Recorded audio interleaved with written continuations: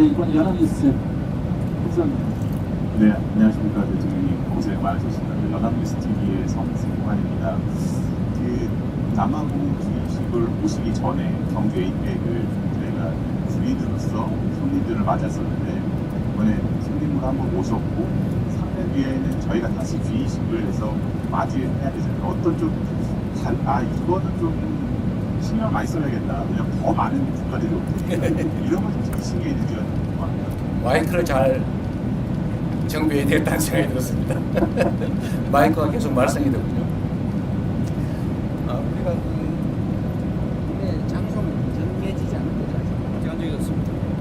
아직 이제 어디 대한민국에서 개최하는 건 정해졌는데 대한민국의 어디에서 아직 위정 상태라서 그에 맞춰서 준비는 철저하게 잘 해야 되겠습니다. 에이펙은 김민석 총리께서 워낙 잘 챙겨서 특별히 문제가 없었던 것 같은데 다음 회의도 잘 준비해야 되겠다는 생각이 듭니다. 이게 국제회의는 어쨌든 전 세계 언론들이 다 지켜보는 상태인데 세밀하게 준비를 잘 안 하면 좀 국격에 의심을 받을 수도 있겠다 그런 생각이 좀 들긴 합니다. 충분히 투자할 만한 일이라는 생각이 듭니다. 한국경제 문제부터. 대통령 안녕하십니까. 한국경제신문 한재영입니다. 모디 총리가 조선업 협력을 얘기를 하면서 소다자 협력이라는 용어를 사용했던 걸로 알고 있는데 그게 구체적으로 어떤 협력 모델을 제시한 것이고 거기에 대해서 대통령께서는 어떤 판단을 좀 하셨는지. 모디 총리는 이제 조선부 분야 협력을 하자고 하면서 이제 예로 든 게 인도, 한국, 일본 이렇게 3국 간 조선 부자에 대한 협력 체계를 구축하는 게 어떻겠냐라는 그런 말씀을 하셨습니다. 우리는 좀 더 그 부분에 대해서 판단할 여지가 남아있기 때문에 우리 충분히 제안은 잘 들었고 추후에 논의하자 이렇게 얘기했습니다. 네, 또 혹시 질문 있으신 점은 세계일보. 네, 안녕하십니까. 대통령님 고생 많으십니다. 좀 궁금한 부분이 이번 G20 정상회의에서도 그렇고 각국을 방문하실 때 AI라든가 기본 AI 이런 부분을 많이 말씀해 주셨는데요. 그에 대한 각국 정상들의 반응이라든가 아니면 우리가 AI 정책하고 관련해서 긴밀히 좀 협력할 수 있겠다 이런 생각이 좀 국가를 각별 있으실까요? 말씀드립니다. 이번 G20의 핵심 의제 중에 하나도 AI를 어떻게 공정하게 잘 활용할 거냐라는 것입니다. 대한민국이 모두를 위한 AI라고 하는 정책을 추진하고 있는데 그 대한민국이 하고 있는 모두를 위한 AI는 우리 국민 모두도 포함되지만 세계 모든 나라도 동시에 포함합니다. 근데 대개의 나라들이 지금은 자칫 잘못하면 인공지능 분야에서 특정 몇 개 국가에 종속될 가능성이 매우 높고 이 점에 대해서 정상들 중에는 걱정을 하는 사람들도 있습니다. 독자적으로 이걸 투자해서 해결하기는 어려운데 이거를 그렇다고 끌려가기는 어렵고 이런 걱정을 하고 있어서 제가 예를 들면 이집트 대통령한테는 그런 얘기를 했죠. 이집트 인구가 1억 명인데 앞으로 결국 세상은 인공지능 중심으로 바뀌어갈 거고 거기에 끌려가는 것보다는 동행하는 게 그래도 낫다. 그래서 한국과 인공지능 분야에 대해서 서로 협력을 하는 게 어떻겠냐라고 얘기했고 그 점은 동의하는 바가 있었습니다. 우리의 기획 중에도 제3세계의 인공지능 분야에 대해서 제3세계와 협업을 해서 제3세계를 독립적으로 인공지능 시스템을 특히 LLL 시스템을 포함해서 좀 구축을 함께 해주자라고 하는 계획도 가지고 있습니다. 그게 우리의 시장을 넓히는 길이기도 하죠. 의외로 이 분야도 인공지능 분야에 관한 협력 관계 구축도 앞으로 대한민국이 해야 될 중요한 아이템이 아닐까 싶은 생각이 들었습니다. 네, 또 질문 있으신 분들 질문 받겠습니다. 서울경제 송정훈 네, 대표님 서울경제 송정훈 기자입니다. 그 취임 12일 만에 G7에 가셨을 때가 엊그제 같습니다. 그때는 이제 민주화 한국이 복귀했다, 국제사회에 복귀했다 이런 말씀을 많이 해주셨는데 그 사이에 어느새 뭐 한미, 한일 그리고 아세안의 AP까지 G20까지 다녀오셨습니다. 이 사이에 대통령께서 보실 때 회의 정상들이 실제로 어떤 반응들이 달라졌는지 그게 궁금하고요. 그리고 아까 말씀 중에 그 2028년 G20 같은 경우에는 아직 도시가 정해지지 않았다라고 말씀하셨는데 항상 지론이 지방도시를 생각을 하시니까 지방에서 할 수도 있다는 생각을 하시는지 궁금합니다. 네, 쉬운 말씀 먼저 드리면 2028년에 할 일이고 아마 내년 정도에는 어느 정도 윤곽을 잡아서 내후년부터는 준비를 해야 되겠죠. 근데 저는 기본적으로 가능하다면 지방에서 하는 게 좋겠다는 생각은 갖고 있는데 글쎄 뭐 그때 가서 상황이 어떨지는 잘 모르겠습니다. 이게 뭐 숙소 문제나 이런 게 상당히 큰 문제라서 인프라 구축도 간단한 문제가 아니어서 쉽게 단언하긴 좀 그렇고 또 했던 데서 또 하긴 좀 그렇고 뭐 여러 가지를 살펴야 되지 않을까 싶습니다. 제가 당선 직후에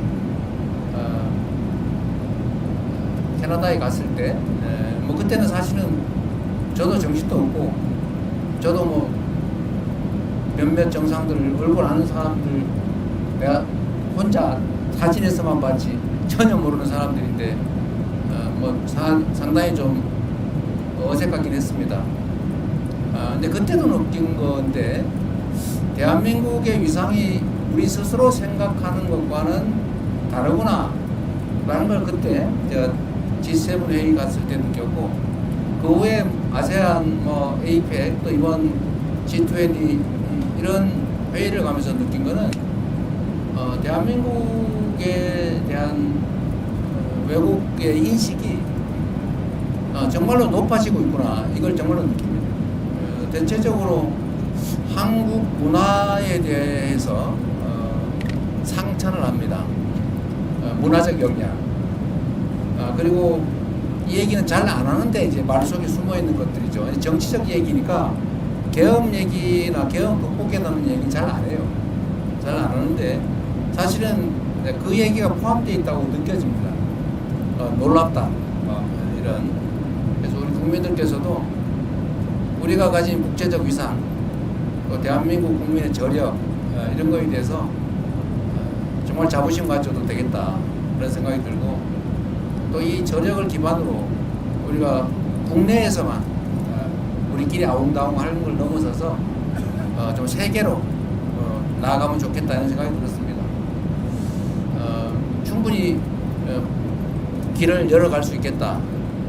기업들도 진출하지만 문화 진출 또는 뭐 하다못해 한글 교육 수요가 너무 넘쳐가지고 대대적으로 한글 교육 과정을 좀 확대할 계획인데 어쨌든 그런 것도 결국 대한민국 청년들이 결국 세계로 나아가서 대한민국 문화를 가르치고 한글을 가르치고 뭐 그렇게 해야 되지 않겠습니까?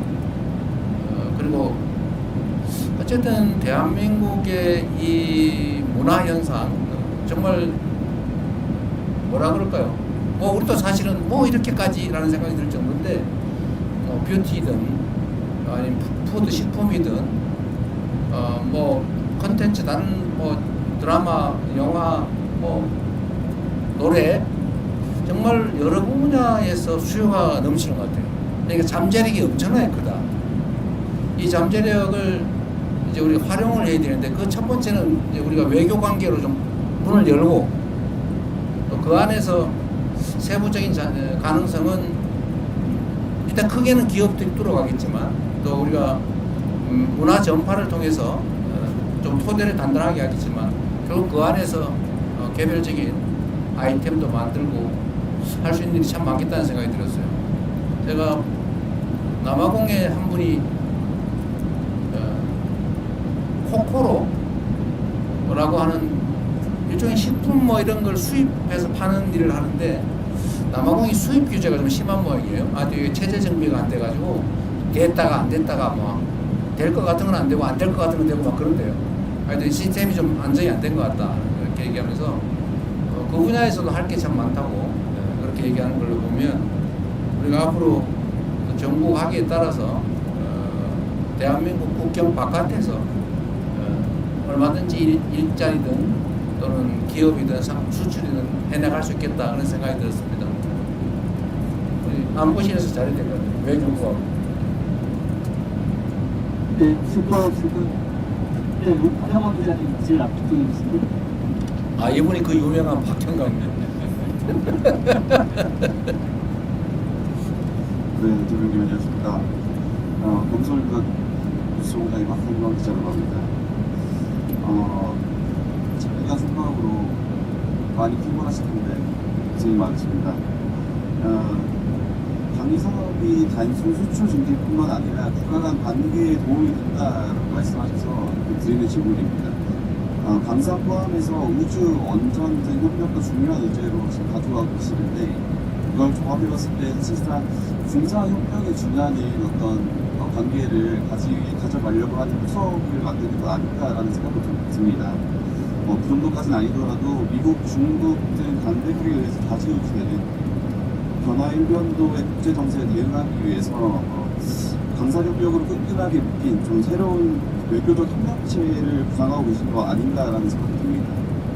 강사외교를 통한 직접적 수출 증진과 국가 간 관계 발전 중 어디에 좀 더 무게를 두고 계신지 좀 생각을 여쭤보고 싶습니다. 적절하게 지적하신 것처럼 이제 각국의 방위산업 수요가 우리가 예상하는 것 이상으로 빠르게 커지고 있습니다.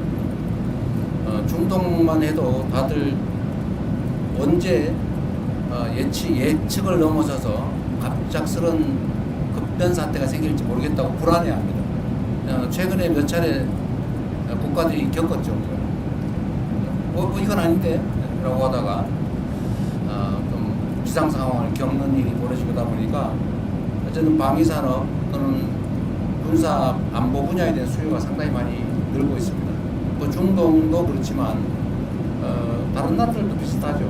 물론 이제 요구 수준이나 또는 강도는 좀 떨어질 수 있습니다. 아프리카 마찬가지고 남미도 좀 비슷해 가고 있지 않나요? 누구도 믿을 수 없는 상태가 좀 도래하고 있어서 이 부분은 결국은 계속 커질 수밖에 없다는 생각이 들고 유럽은 여러분들 너무 잘 아실 거고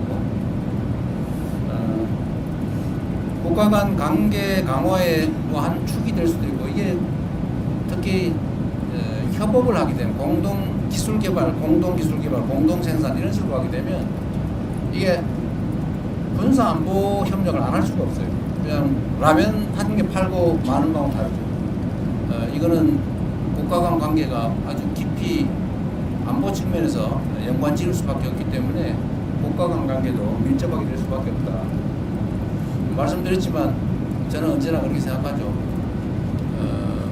위기가 오면 기회로 만들고 피할 수 없다면 그건 자연 현상의 일부로 운명처럼 받아들이고 최대한 활용하자.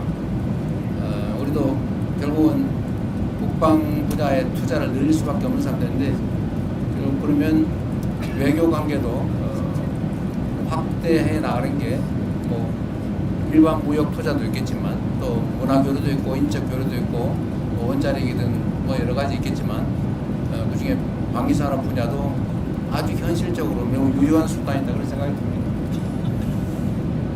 네, 저희 한 45분 정도 더 하라고 하세요. 나중에 안 물어봤다고 억울해하면 안 되죠. 예, 제가 잘 안 보니까 그래서 마이크를 전달해 주시고 두 분 계세요, 두 분. 네네 소속과 이런 말씀 주시면 감사하겠습니다. 대통령님 채널의 김동훈 기자입니다. 대통령님 그 이집트 대통령과 정상회담에서 한반도 평화 중재 역할 강조하셨고요. 독일 정상회담에서도 통일 노하우 알려달라 하셨는데요. 북한과 관계 개선을 위해서 한 단계 더 나아갈 것 우리가 먼저 할 수 있는 거 계획하고 있으신지 한미 연합 군사훈련 축소 같은 것도 포함되는 건지 궁금합니다. 어쨌든 북한이 가장 예민해하는 것이 이제 한미 연합 군사훈련인데 그 부분에 대해서 우리가 선제적으로 훈련 규모를 축소하거나 뭐 연기하거나 뭐 이런 것들을 검토하자는 주장도 일부에서 있습니다. 또 한편으로는 그게 만약에 남북 간의 평화 체제가 확고하게 구축이 되면